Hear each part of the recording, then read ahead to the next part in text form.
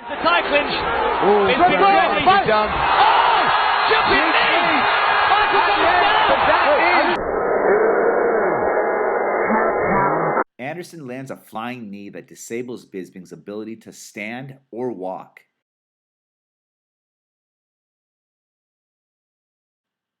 At this point, Bisping is still grounded and attempts to speak and even use hand motions to the referee. Listen to what the referee tells Bisping. The buzzer. The buzzer has sounded. Fight's not over. Fight's not over. Her team is saying the fight is not over. No. So Herb Dean tells Bisping he didn't stop the fight. He told him the fight's not over 3 times, even, quote, come on, unquote, and get up. With all that said, Bisping remains on the ground. Michael Bisping, I have to say, Dan, he needs to protect him. After 19 seconds and the referee telling Bisping many times to stand up, Bisping finally stands upright and is brought a stool by what seems to be the UFC staff or commission. Himself at all times, and he was looking at his mouthpiece. Michael was distracted then by the referee. He was asking for his mouthpiece. Anderson Silva is convinced that this fight is over, but Herb Dean is saying it's not. Well, no, that's Michael Bisping. The referee approaches Bisping, the UFC staff, and commission, and lets them know that Bisping needs to go back to his corner because the fight is not over. This does not encourage Bisping to go back to his corner. He remains seated. The fight's not over. He goes to his corner. The fight's not over. I never fought the fight. The fight's not over. Michael Bisping is on his... Pay attention to how Michael Bisping physically responds when the referee tells him that he needs to return to his corner because the fight is not over. His head drops as if he is not prepared to fight. The fight's not over.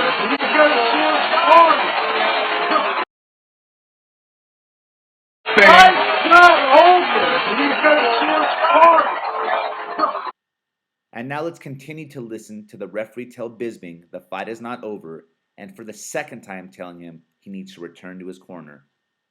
He's on his chair. His corner should be allowed in. So you can go to your corner. The officials weren't letting the cornerman in. There was obviously some confusion. But now Bisping has seen his cornerman, Jason Perillo. He knows he is still in the game.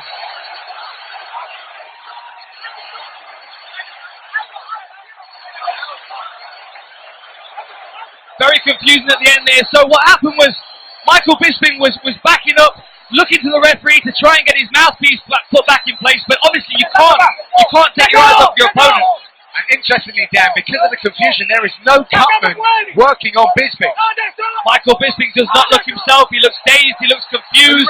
Anderson Silva thought that fight was won and he was already celebrating. But now you've got to expect Anderson Silva. At this point, it has been 1 minute and 32 seconds in between round 3 and 4. Most of that time, Bisping remained on the ground or seated. In a moment, I'm going to show you a diagram of the octagon. Notice where Michael Bisping's placement is and the time spent in each place. The key point here is to show that Michael Bisping spent most of the time on the ground or seated on a stool. To the left, where you see the letters AC, that stands for Anderson Silva's corner. Each B you see in the ring is an approximate position of Michael Bisping after he's been laid out by Anderson Silva and throughout the intermission.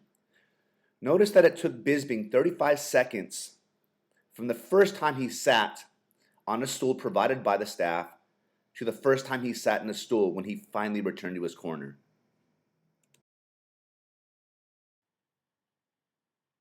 So here's a recap of Michael Bisping's timeline after the bell rang in round 3 to the beginning of round 4.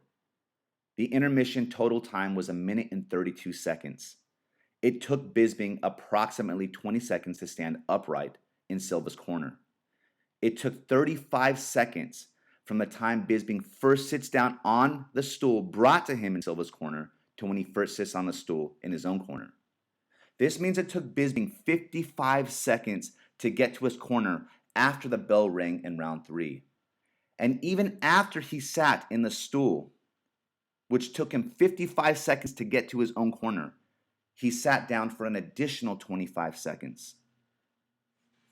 So here's the question. Why was the referee spending almost 1/3 of the round intermission to continuously tell a laid out Bisping to get up, to tell him he didn't stop the fight, and to tell him the fight's not over, even though it was Silva celebrating as if the fight was over? Did Bisping think the fight was over? If so, the referee told him immediately after the bell rang the fight was not over. This means if Bisping had any confusion, it was cleared by the referee. So why didn't Bisping get up? Some have assumed that, quote, Anderson Silva caused confusion in the octagon, unquote. Even if this was true, which can be argued, what does that have to do with Bisping's inability to stand up and walk to his own corner? Most of the time, when we see a referee stop the fight, usually the fighter that is being hit will argue with the referee as if, no, they were okay. Bisping does nothing of the kind. Remember Bisping's physical action when the referee tells him the fight's not over. Fight's not over because you're on. Now, why did it take the referee 15 seconds to tell a celebrating Anderson Silva the fight's not over? Why wasn't Anderson notified first and sooner? So finally, if a fighter is told by the referee the fight's not over, if he's told to get up, if he's told to go to his corner more than one time, and the fighter does not follow these instructions, does that mean the fighter doesn't want to listen, or the fighter cannot do what the referee is asking? Either way, the fighter is at fault. The real question here is, what is the fighter's obligation in between rounds? Is it to lie on the ground? And even if so, are you allowed to lie in the other fighter's corner, or are you supposed to go to your corner? I think that question is answered by common sense. Michael Bisping was knocked out before round 3 ended by Anderson Silva's flying knee, and he was not able to continue. He got more time than what's usually allowed by the rules, and that's exactly why he was even able to continue.